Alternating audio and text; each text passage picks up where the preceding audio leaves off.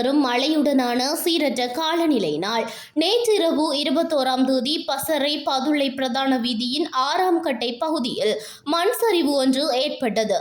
இதன் காரணமாக வீதியின் ஒரு வழி பகுதி மண் குவியலால் முழுமையாக மூடப்பட்டு போக்குவரத்து தற்காலிகமாக தடைப்பட்டிருந்தது.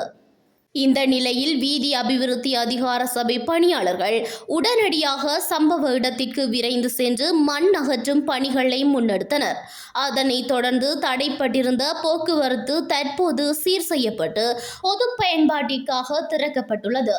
தற்போது நிலவி வரும் மோசமான வானிலை காரணமாக ஏற்படும் வீதி தடைகளை அகற்றுவதற்கான தேவையான துரித நடவடிக்கைகள் தொடர்ந்து மேற்கொள்ளப்பட்டு வருவதாக வீதி அபிவிருத்தி அதிகார சபையின் அதிகாரி ஒருவர் தெரிவித்தார்.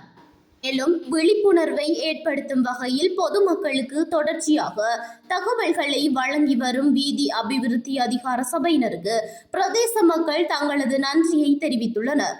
மாவட்டத்தின் பல பகுதிகளில் தொடர்ச்சியாக மழை பெய்து வருவதால் வாகன சாரதிகள் அதிக அவதானத்துடன் வாகனங்களை செலுத்துமாறு போக்குவரத்து போலீசாரால் அறிவுறுத்தப்பட்டுள்ளனர்.